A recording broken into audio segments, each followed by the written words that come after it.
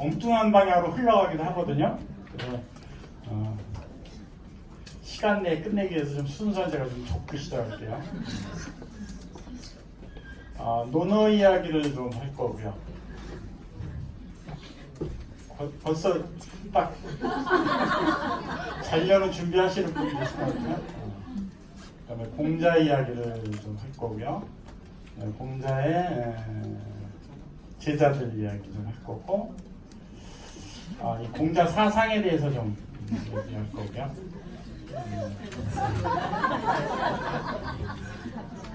굉장히 힘든 얘기예요. 그다음에 공자님이 강조했던 그 사상의 중요한 부분 하나 얘기하고, 시간이 남는다면 질문과 답을 하는 시간. 일단 논어라는 책은 지금 사실은 이 동양에서보다 서양에서 더 연구가 활발해요. 굉장히 활발하고 재조명되고 있습니다. 중국에서도 공자를 굉장히 터부시했었어요. 공자라는 사상이 발전에 저해가 된다 그래서 굉장히 터부시하다가 지금 다시 재조명해서 굉장한 사상가를 이제 다시 자리매김되고 있는데, 사실은 대한민국에 살고 있는 우리들이 이 공자님 사상에 굉장히 밀착되어 있는 민족이에요. 사실 중국 공자의 고향인 중국에서조차도 대한민국의 이 공자 사상이 보존된 거에 대해서 굉장히 놀라울 정도로 표현할 정도입니다. 근데 이 노더라는 책은 어떤 책이냐면 공자님이 지은 책이 아니에요. 이제 공자님 교육 방법이 어떤 거였었냐면 이제 제자들이 질문을 해요, 공자님한테. 그럼 그걸 답하는 거. 그게 이제 교육 방법이었었어요. 근데 그 제자들이 쓴 노트, 강의 때 들은 필기한 노트 중에 잘된 것만 골라서 엮은 책이에요. 그게 이제 논어예요. 그러니까 공자님이 지은 책은 아니고 공자님이 가르쳤던 그 제자들이 노트 필기한 거를 묶은 책이라고 생각하시면 돼요. 근데 이 논어에 대한 평가에 대해서 가장 제가 좀 잘 평가했다라고 하는 문장이 이제 중국 송나라의 개국공신이 있어요. 송나라를 개국하는데 큰 역할을 했던 오른팔 역할을 했던 개국공신 조고라는 사람이 있는데, 그분이 이제 표현한 논어가 저는 굉장히 이 논어를 잘 평가했다고 생각하는데, 이 논어를 반만 이해를 해도 천하를 경영하는데 손색이 없다고 표현을 했어요. 반만 이해를 해도. 그러니까 이 논어 반만 이해를 해도 천하를 경영하는데 손색이 없는데, 우리가 논어를 조금만 이해한다면 내 인생을 경영하는데 전혀 손색이 없다는 얘기하고 똑같습니다. 그런 의미에서 오늘 제가 이 조리운 주제 공자를 이제 끌어냈는데, 근데 이 논어의 주인공인 공자님에 대해서 이제 우리가 좀 알아볼 필요가 있는데, 공자님은 어떤 분이냐면, 공자님 아버님, 공자의 태어난 것부터 이제 말씀드려야 되는데, 공자님의 아버님은 어떤 직업이었냐면, 지금 우리나라로 친다면 저기 휴전선에 근무하는 직업군인 상사, 그 정도예요. 그 정도의 직업군인. 그러니까 그닥 그렇게 좋은 직업은 아니에요, 아버님이. 근데 이 공자님의 아버님하고 어머님 사이에서 이제 태어났는데, 아시는 분은 아실 거예요. 근데 이 두 분의 혼인을 역사책에서 혼인이라고 표현을 안 해요. 혼인이라고 표현을 안 하고 야합이라고 기록을 하고 있습니다. 야합.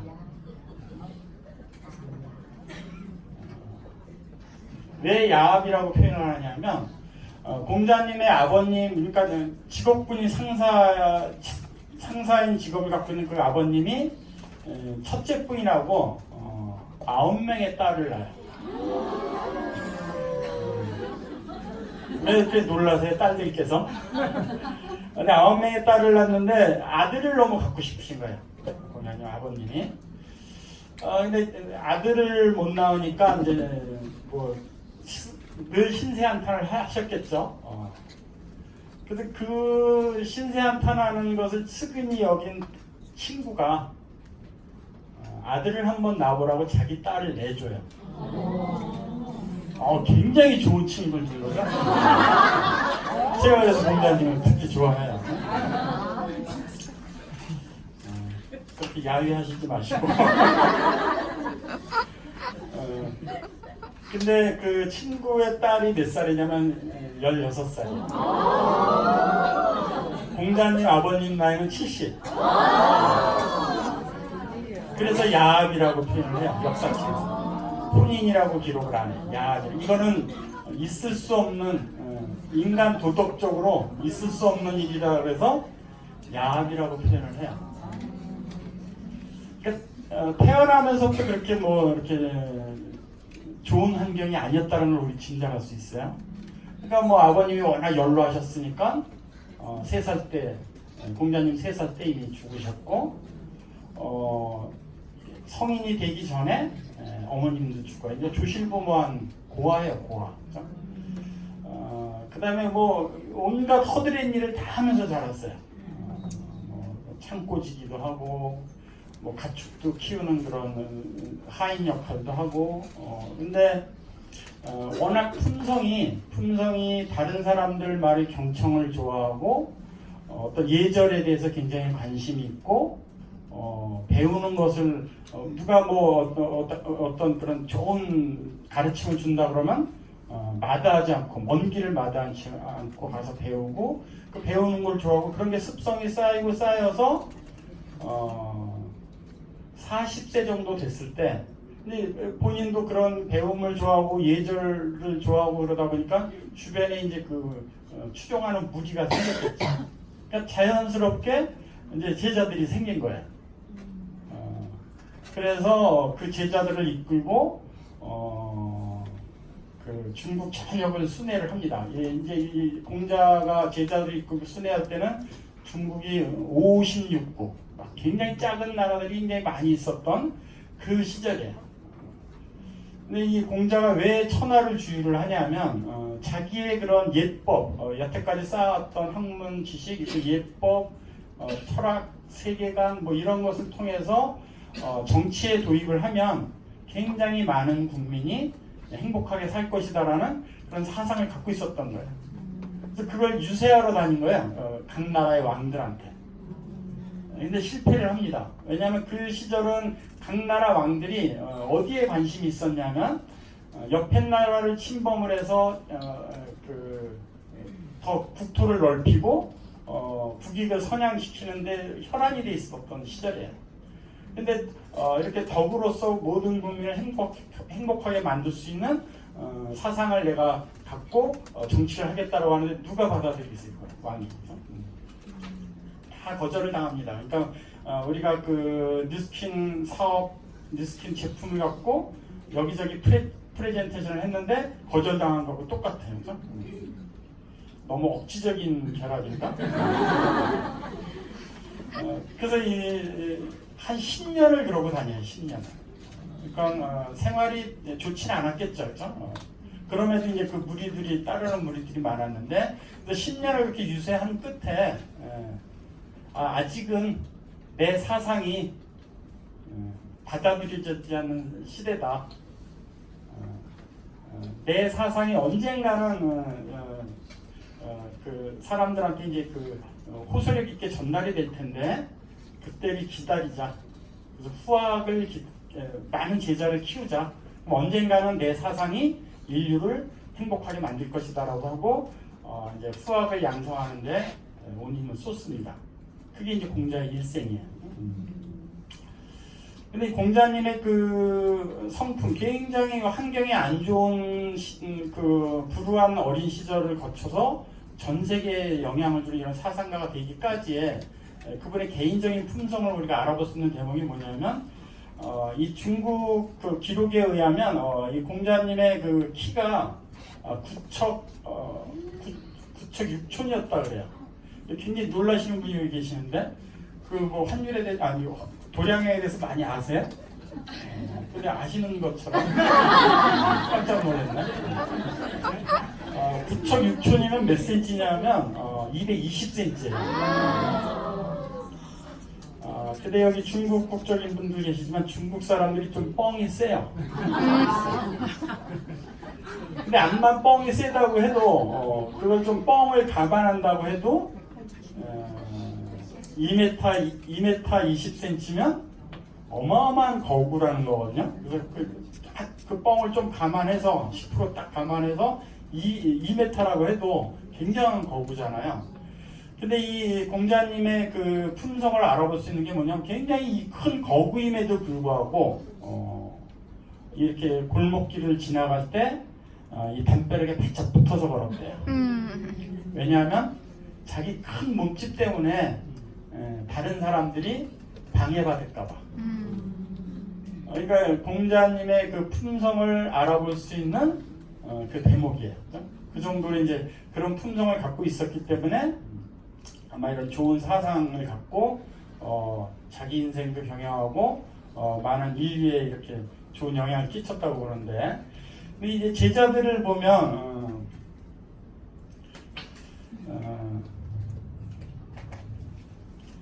제자들 중에 이제 쭉 3,000명 정도의 제자가 있고 70명 정도의 뛰어난 우수한 제자가 있다 그래요. 자자 붙은 사람들. 그러니까 공자님의 3,000명 제자 중에 70명 정도의 티메리트라고 생각하시면 돼요. 근데 그 수많은 그 티메리트 중에 우리가 익히 아는 티메리트들이 있어요. 그렇죠? 맹자, 순자, 노자인데 노자는 제가 연구를 안 했어요.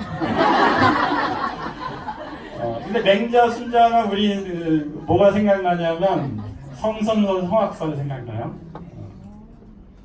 맹자의 성선설, 순자의 성악설. 저는 이걸 어떻게 배웠냐면 수납질로 해서 이제 시험 문제 많이 나왔었잖아요. 이 무슨 이론이냐면 맹자님의 성선설은 뭐냐면 사람은 태어나면서부터 선하다는 거예요. 모든 사람은 태어나면서 다 선하다는 거예요. 이게 환경에 의해서 악인이 된다는 이론이에요. 그렇죠? 근데 이 반면 순자의 성악설은 뭐냐면 태어날 때부터 선한 사람이 있고 악한 사람이 있다는 얘기예요. 근데 우리가 교육적으로는 이 맹자의 이론을 따릅니다. 그렇죠? 그래서 맹자의 추론된 이론, 맹자의 그런 제자들이 더 그 사상의 중심에 서요. 이 기본은 거의 없어졌어요. 근데 저는 개인적으로 이게 맞는 것 같아요. 이 순자가 이 성악설을 주장하게 됐는데 이 순자 제자 중에 이거를 성악설이 정확하다라는 것을 판명한 그 사건이 일어납니다. 그렇죠? 이 순자의 제자 중에 한비자가 있어요. 한비자가 있고 이사라는 사람이 있습니다. 이사.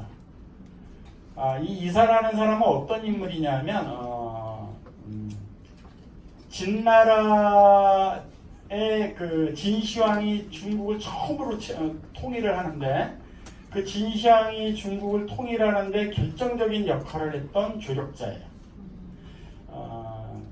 그러니까 진시황이 왜 진시황이냐면 중국을 처음으로 통일한 황제라 그래서 본인 스스로 붙인 거예요. 시황제라고 자기가 처음으로 등극한 황제라 그래서 진시황이라고 붙인 거거든요.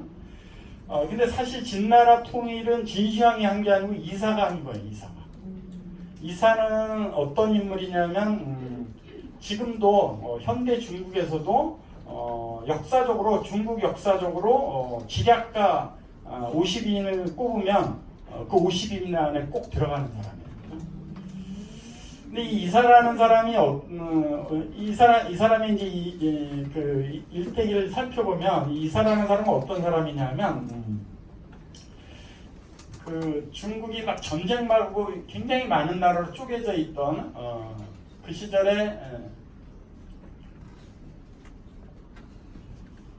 이 초나라라는 나라가 있습니다. 굉장히 작은 나라예요. 이 나라도 굉장히 많은 나라를 여기 있는데 진나라도 처음에 굉장히 작은 나라였어요. 굉장히 작은 나라.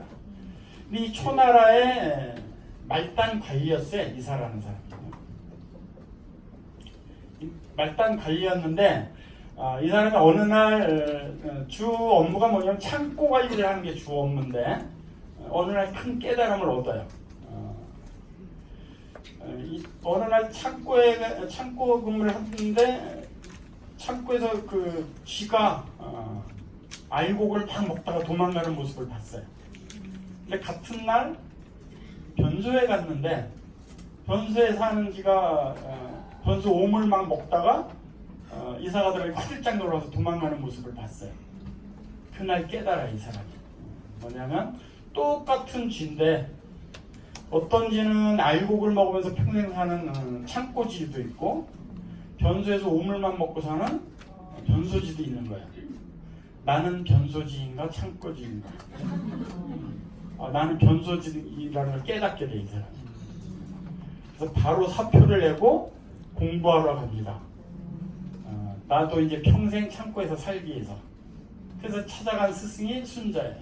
그래서 순자한테서 이제 그 학문을 받고 어느 정도 이제 그 실력이 쌓였다고 생각하고 스승인 순자가 말림에도 불구하고 뿌리치고 다시 나와요. 직업을 찾기 위해서. 그래서 이 중국의 굉장히 많은 나라들을 보니까 발전 가능성이 다른 나라, 그다음 자기가 가서 어느 정도 쥐락 펴나갈 수 있는 만만한 나라가 이제 진나라라고 생각이 든 거예요. 그래서 진나라의 말단 관리를 시작을 합니다. 근데 이 사람이 이 중국을 천하통일하는 진시황을 도와서 이 천하통일을 하게 되는 혁혁한 그런 공로를 세우는데, 그래서 지금도 중국 역사적으로 지략가 50명 안에 꼭 들어가는 인물일 거예요. 도량형을 개발합니다. 그러니까 굉장히 각 고을마다 막 무게가 틀린 거예요. 대박 크기가 틀리고 그걸 통일시켜요. 도량형을 통일시키고 그 다음에 진나라 전국에 고속도로를 깔아요. 고속도로를 중구난방으로 까는 게 아니고 바둑파 무늬처럼. 그 다음에 크기를 일정화시켜요. 마차 크기도 일정화시키고 그 마차 두 대가 서로 엇갈려서 지나갈 수 있는 고속도로를 깔아요. 그래서 다른 변방 나라에 비해서 굉장히 급격하게 눈부신 발전을 거듭합니다. 진나라가. 그러니까 그런 발전이 토대가 돼서 처음으로 중국을 통일하게 된 그런 저력을 갖게 된 나라거든요. 거기에 이사라는 사람이 있어요. 근데 이 진나라의 과학 문물이 어느 정도였었냐면 진시황 무덤이 발견이 됐어요. 그 진시황 무덤을 발견했을 때 그 진시황의 그 병마형 토용들은 진시황 시절에 그 병사들 모습을 그대로 재현한 거거든요. 근데 얼굴 모양이 다 틀려요. 똑같은 얼굴 모양이 하나도 없어요. 그래서 그 역사학자들이 그 비밀을 어떻게 추론하느냐 하면 이건 한 사람이 만든 게 아니고 병사들이 두 명이 조를 짜서 서로 상대방의 얼굴을 인형으로 만들었을 수밖에 없다라고 지금 추론을 하고 있어요. 그냥 그 수많은 진흙 인형들이 똑같은 얼굴이 하나도 없어요.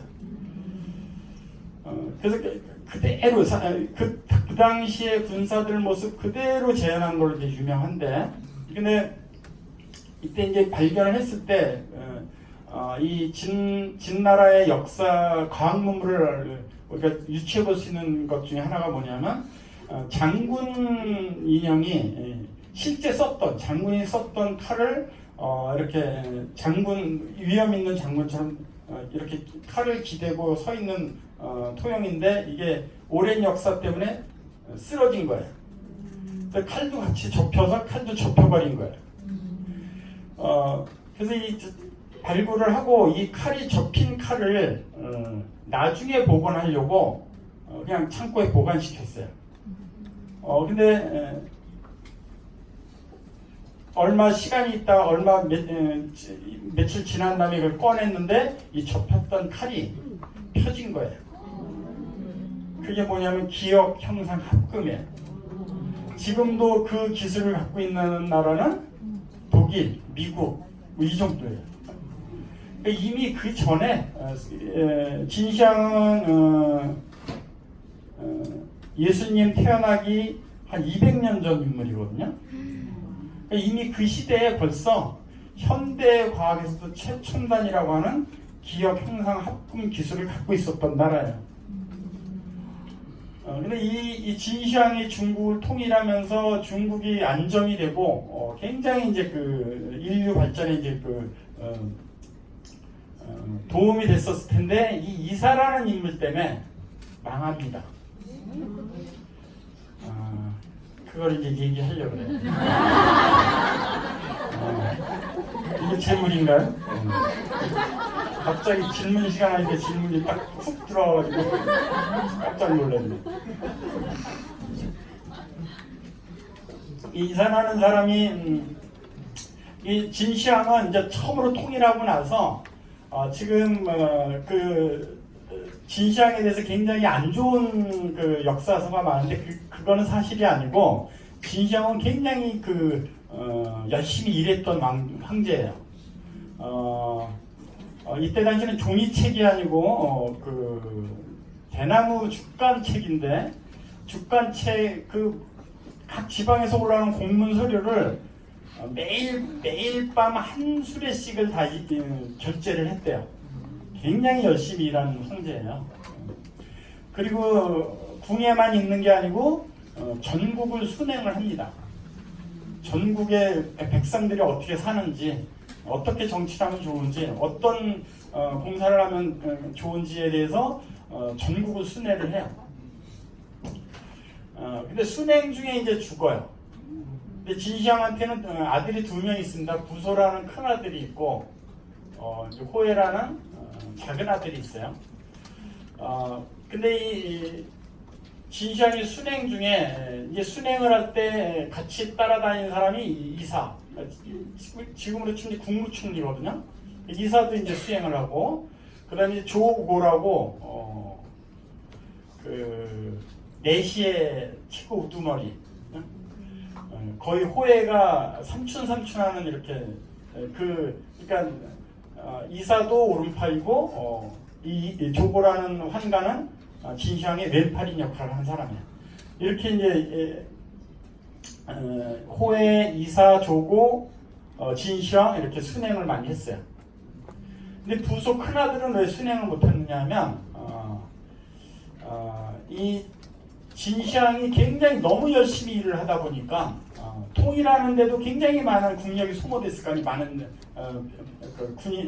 국민들이 동원이 돼서 전쟁에 나갔고, 그러면 이제 통일을 해서 평화가 찾아왔는데 이제 국민들이 다 각자 삶을 행복하게 살아야 되는데 이 진시황이 너무나 부지런 떨어서 막 전국에 이제 고속도로 새로 깔아야 되고 너무나 일을 열심히 하는 거예요. 그러니까 국민들이 너무 동원이 많이 되니까 이 부소라는 큰 아들이 이제 공사는 이제 그만하시고 각 국민들이 각자 자기 집에 가서 자기 처자식하고 잘 살 수 있게 행복하게 살 수 있게 공사를 그만합시다라고 직언을 해요. 진시황한테. 근데 그게 미웠던 거예요. 아버지 진시황은. 그래서 이 부소가 자꾸 옆에서 이제 직언만 하니까 변방으로 쫓아요. 너는 말장성 쌓는 데 가서 감독이나 해라. 그래서 순행에 빠져요. 큰아들이. 그래서 둘째 아들 호해, 그 다음에 오른팔 이사, 왼팔 조고만 데리고 이제 순행을 하는데 순행 중에 죽어버린 거예요. 길가에서 죽었어요. 진시황이. 근데 유서를 남겼어요. 진시황이. 큰아들 부소가 나의 황제를 있게 하라고 유서를 남겼어요. 근데 여기에서부터 이제 역사가 드라마틱하게 확 바뀌어버려요. 근데 이 조고라는 사람은 이 둘째 아들 호해가 삼촌 하는 사람이에요. 그죠? 욕심이 난 거예요. 호해가 황제가 된다면 황제의 삼촌이 되는 거 아니에요, 자기가. 근데 유서만 바꾸면 되는데 그걸 혼자 못 바꾸잖아요. 이사를 꼬십니다. 유서만 바꾸자, 둘째 아들로. 그래서 너랑 나랑 권력을 양분하자. 이사가 3번 거절했다 그래요. 3번. 근데 4번째 만에 받아들입니다. 이사가.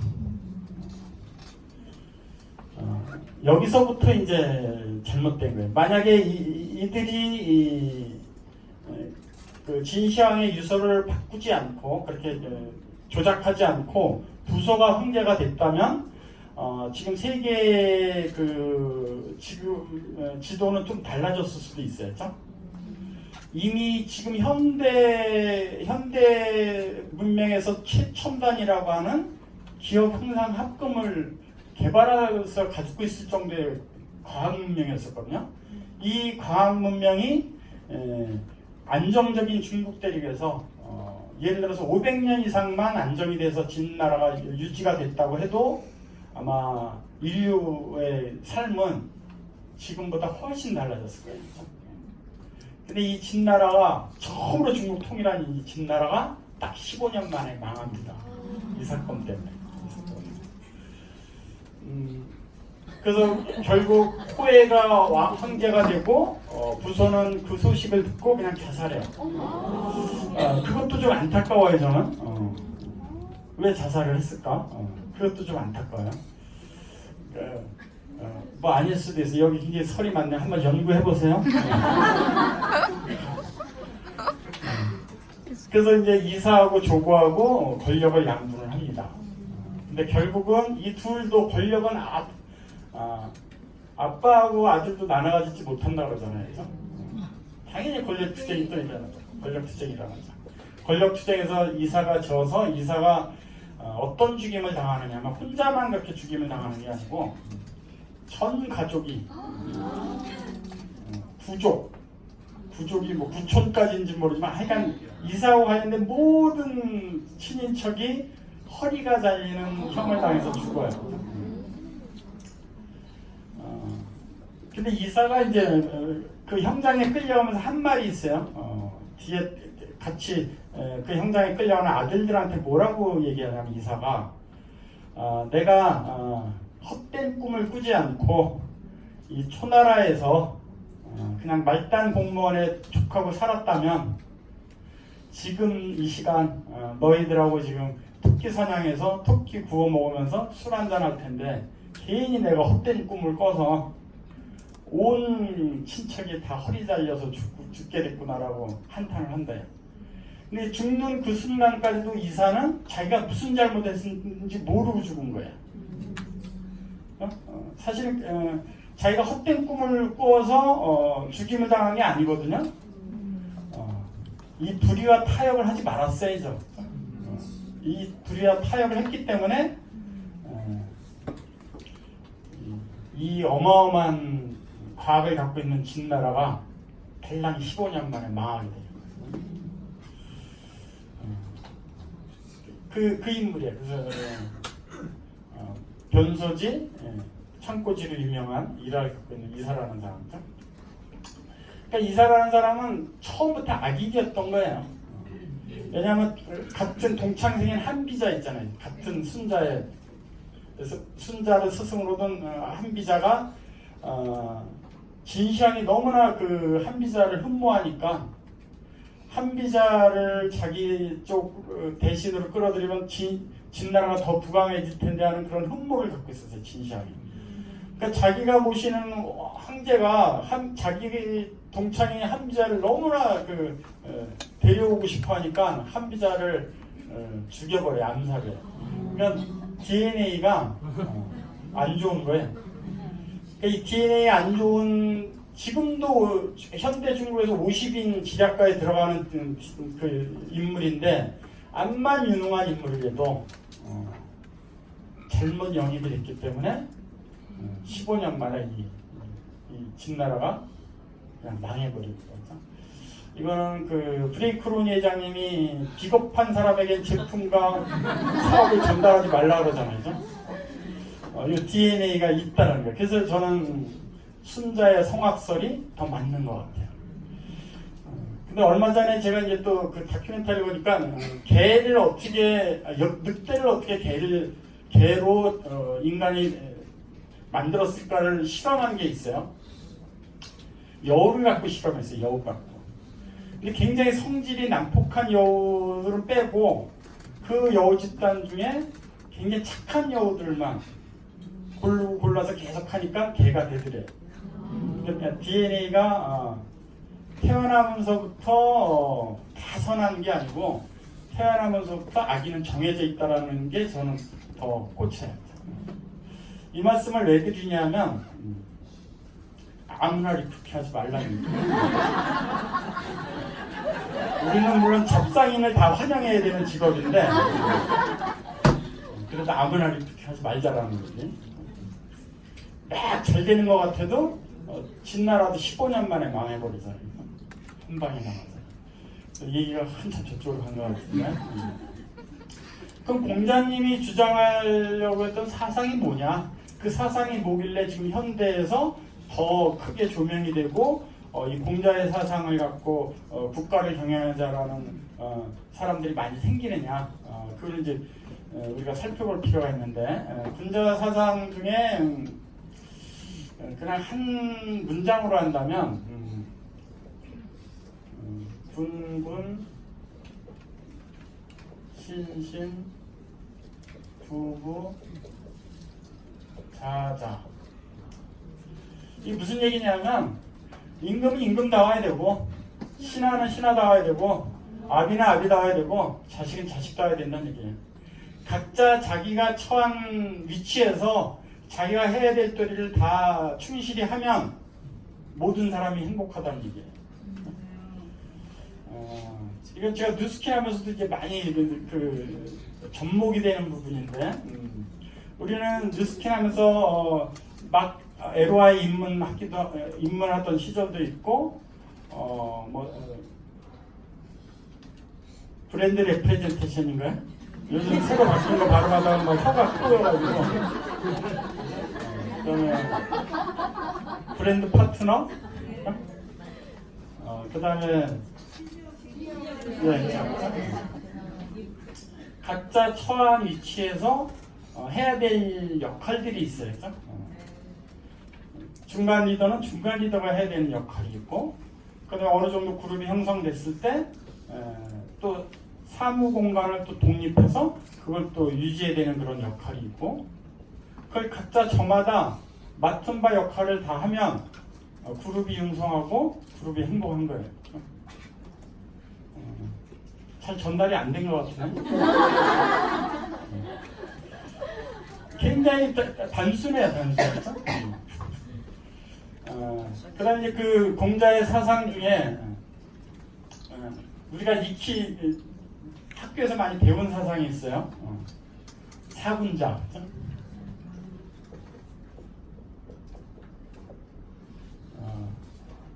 매화가 사군자에 들어가요. 매화는 제일 먼저 피는 꽃이에요. 눈이 안 녹았을 때 눈 속에서 피어요. 이 매화가 사군자에서 매화가 그 상징하는 건 뭐냐면 솔선수범입니다. 솔선수범. 난초가 있어요. 난초는 향기를 뜻합니다. 사람의 향기는 시공을 초월한대요. 우리는 특히 옛날 사람들 많이 이제 막 명단 작성하잖아요. 그죠? 특히 막 보고 싶은 사람이 있을 거예요. 지금 연락은 끊겼지만 어디 사는지도 모르지만 굉장히 그리운 사람이 있을 거예요. 여기 한두 명씩 있을 거예요. 그죠? 지금 눈들이 다 아슬아슬 그 첫사랑 얘기가 아니고 지금도 막 그 사람 보고 싶은 사람, 그리운 사람. 그 그리운 사람이 왜 그리웠냐면 그 사람이 굉장히 강렬한 인간의 향내를 나한테 뿜어줬기 때문에 그걸 그리워하는 게 그런 그거를 뭐 고상한 말로 인품이라고 그래요. 인품. 향기가 있어야 되는 얘기죠. 사분사는. 국화. 국화는 아름다움을 뜻합니다. 그렇죠? 굉장히 고고한 자태.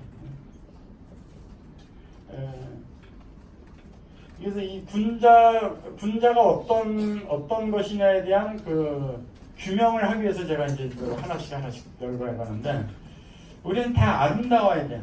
굉장히 아름다워야 돼요. 자태가. 살짝 옆구리 한번 만져보세요. 이렇게.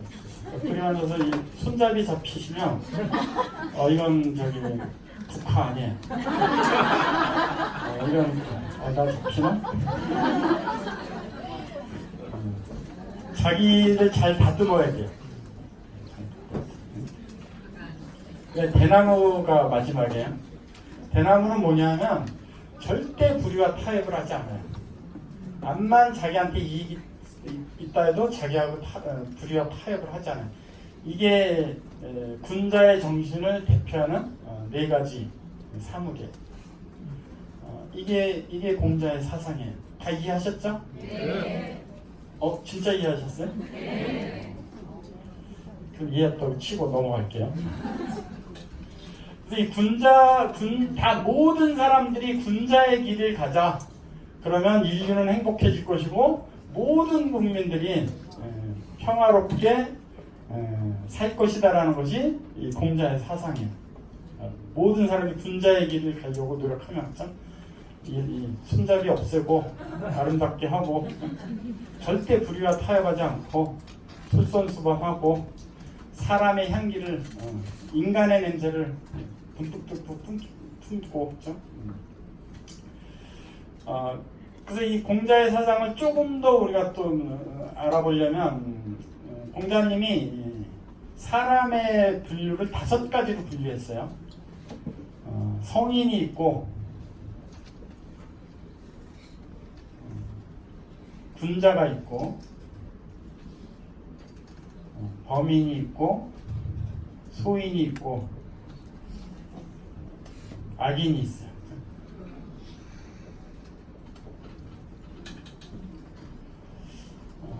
근데 이 모든 사람들이 군자의 길을 가도록 노력하자. 각자 처한 위치에서. 그러면 모든 인류가 행복할 것이다. 이게 이제 공자의 사상인데, 공자님이 군자를 어떻게 표현을 했냐면, 성인은 고사하고 내 평생 군자다운 군자 한 명만 만났으면 소원이 없겠다 이렇게 표현했어요. 그 정도로 드물단 얘기예요. 이 위에 성인도 있어요. 성인은 뭐 거의 우리가 범접할 수 없는, 지금도 전 인류를 통해서 4명의 성인뿐이 없다 그러잖아요. 그죠? 이 성자에 대한 게 의미가 그건데. 근데 이 성인의 경지를 알아볼 수 있는 게 이제 한국 역사에도 있어요. 한국의 이순신 장군님을 지칭할 때 성자를 붙여요. 성웅 이순신. 성웅 이순신. 그럼 이 성자를 왜 붙이는지에 대해서 이제 의미를 이순신 장군의 역사를 통해서 우리가 이제 조명해 볼 수 있는데, 이순신 장군은 왜 성웅 이순신이냐? 이순신 장군이 마지막 전쟁에서 전사를 했는데 자살했다라는 이론이 있습니다. 왜 자살했다라는 이론이 비등하냐 하면 갑옷을 안 입고 전쟁을 해요. 마지막 전쟁에서 갑옷을 안 입고요. 그냥 저고리를 입고 전쟁을 하십니다. 그리고 방패 뒤에 숨은 게 아니고 방패 앞에 나가서 진두지휘를 해요. 총탄을 맞고 이제 전사를 하는데, 그럼 왜 자살을 했느냐, 왜 자살이라고 그렇게 자살이라고 추론하는 사람들은 왜 그렇게 얘기를 하냐면, 임진왜란 때 왕은 선조예요. 여러분들이 이제 드라마를 많이 봐서 알겠지만 선조가 어느 정도로 소심한 사람이냐면 아들한테도 질투심을 느껴요. 아들한테도 질투심을 느껴서 국민들이 아들을 더 좋아하니까 막 아들을 막 더 인기 떨어뜨리려고 노력했던 왕 중에 하나예요. 굉장히 치졸한 왕으로 이제 드라마에도 많이 표현되어 있는데 사실이 그렇대요. 모든 역사를 보면.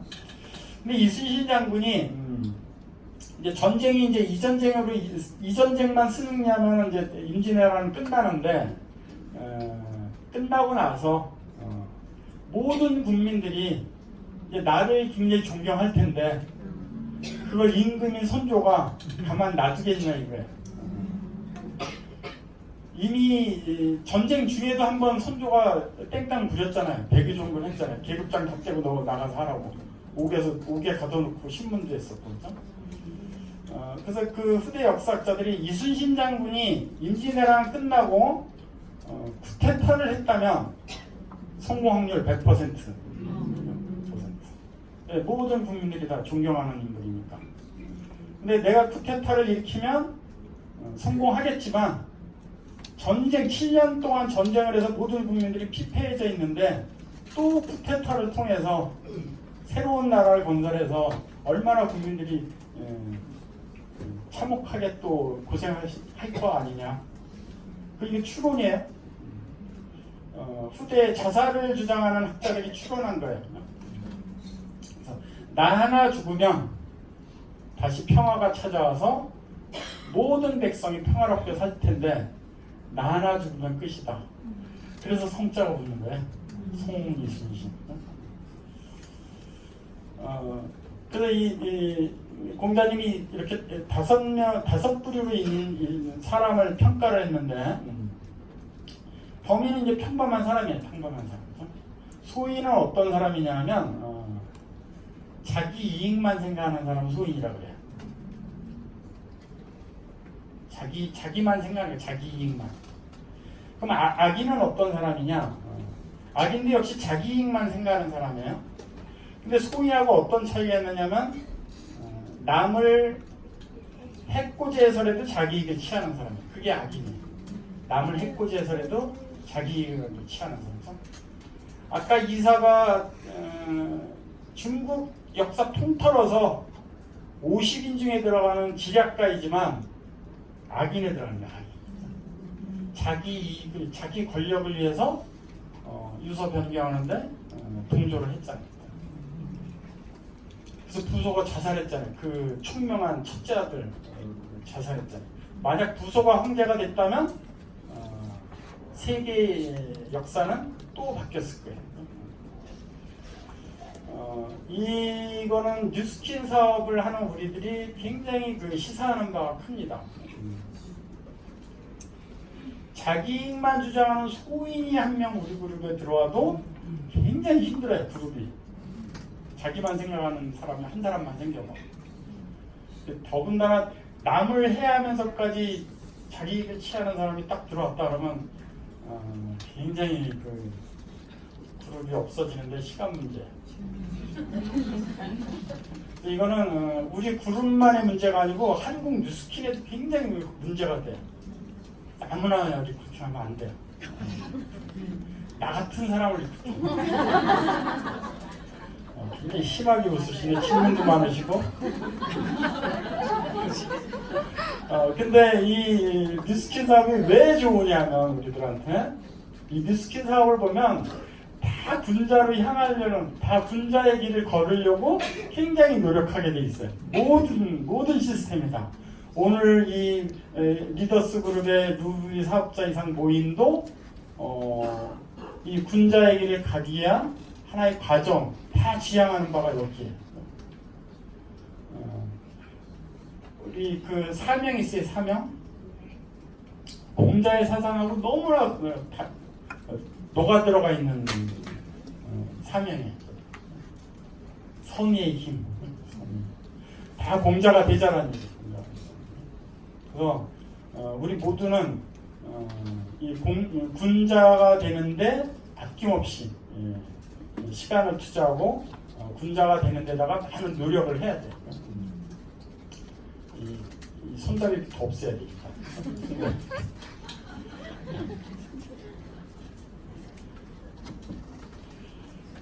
그래서 이제 공자 제자 중에 자공이라는 제자가 공자님한테 질문을 해요. 질문과 답이 공자님의 교육 방법이었거든요. 굉장히 많은 가르침을 주셨는데 스승님께서, 근데 그 수많은 가르침 중에 가장 중요한 덕목이 뭡니까? 라고 질문을 해요, 공자님한테. 근데 공자님 뭐라고 답을 하냐면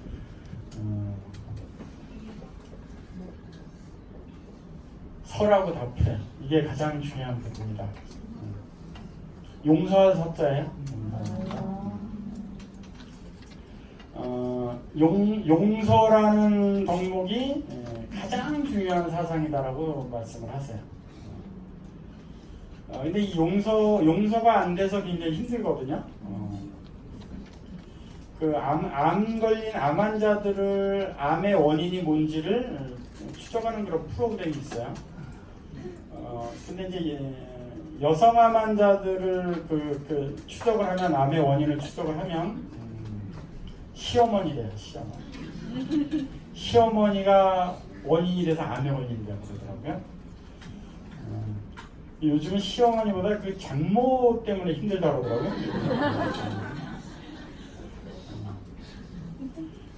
여기 혹시 시어머니랑 관계가 좋은 며느리 계세요? 우리 친어머니 같다. 없어요? 그지? 시어머니가 근처에 계셔서 그러신 거 아니에요? 도사님 오늘 오셨어요? 도사님 안 오셨네? 안 오셨는데도 손 든 거예요? 안 오셨대? 다시 한번 생각해봐. 그래? 아마 시어머니가 어머니 같으면 그 시어머니께서 군자의 길을 가시는 분이실 거예요. 그죠? 남성암 환자의 암의 원인을 추적을 하면 와이프의 전소리. 우리 남편은 절대 암에 안 걸린다. 자신 있는 분. 그래요. 또 군자의 길 가고 계시기 때문에 그러신 거죠. 군자의 길은 얼마 전에 천주교에서 운동한 게 있어요. 네타시오. 이게 사실 군자 사상이에요. 모든 게 네타시오. 그렇죠? 이 용서할 서자, 공자님의 사상 중에 가장 중요하다고 꼭 이 용서할 서자를 이해할 수 있는 그 하나의 이야기가 한 이제 동자승이 그 고승 밑에 가서 학업을 하려고 이제 절에 입문을 해요.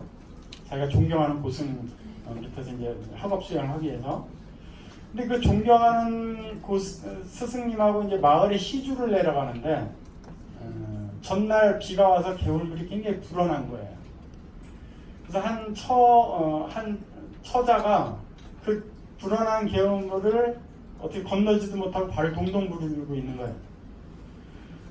근데 그 존경하는 고승이 그 처자를 덥석 업어안고 개울물을 건넌 거예요. 근데 그 개울물을 건너주고 마을로 내려가는 내내 이 동자승은 너무나 이해가 안 되는 거예요. 여자를 멀리해야 되는 그 스승님이 그 아가씨 그냥 덥석 업고 개울을 걷는 게 도저히 이해가 안 되는 거예요.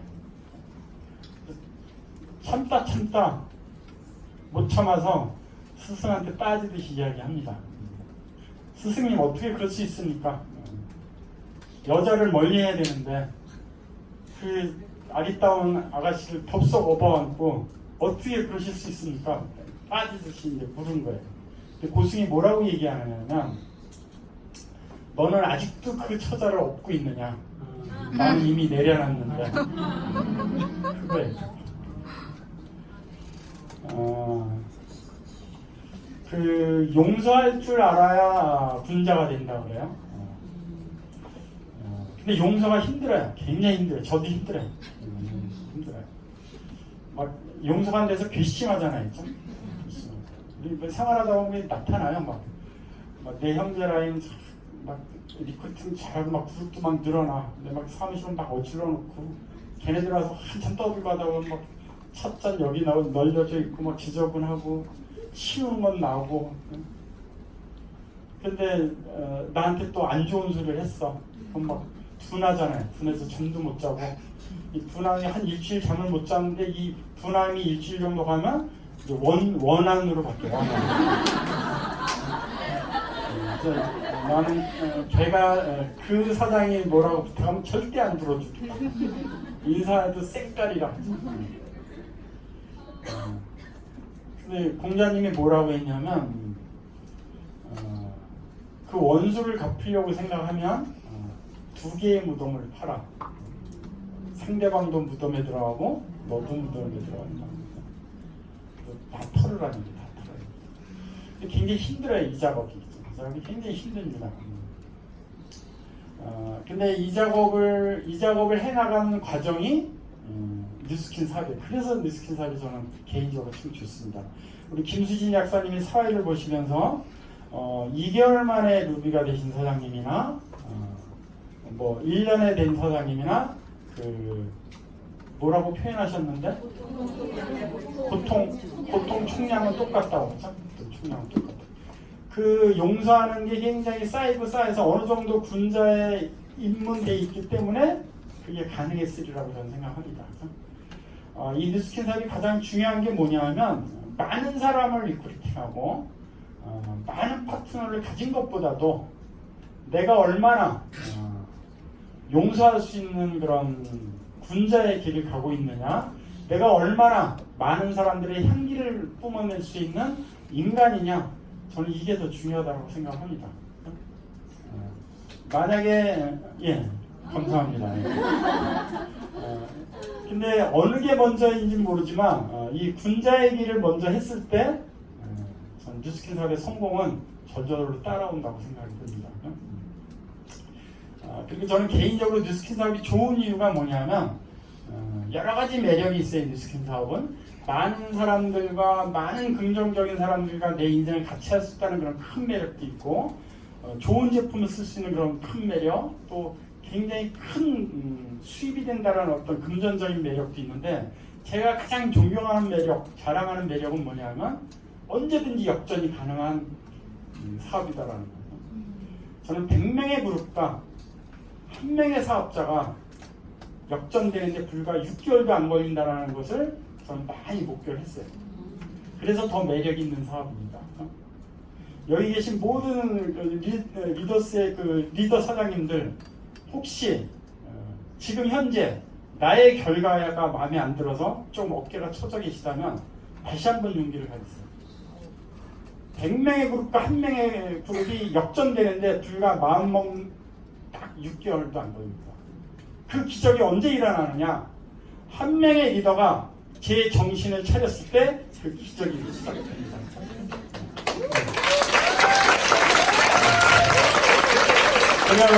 우리가 좀 앞두고 있는 그 정신 차려야 될 게 하나 있어요. 바로 앞두고 있는 거. 식스팍 끝났나요? 예, 이따 그러더니 벌써 기회가. 그러니까 그 식스파라는 그런 리더스 그룹의 그 시스템을 그 방점으로 해서 최고의 역전극이라는 주인공이 여러분이 모두 되시기를 바라면서 제 강의 마치겠습니다.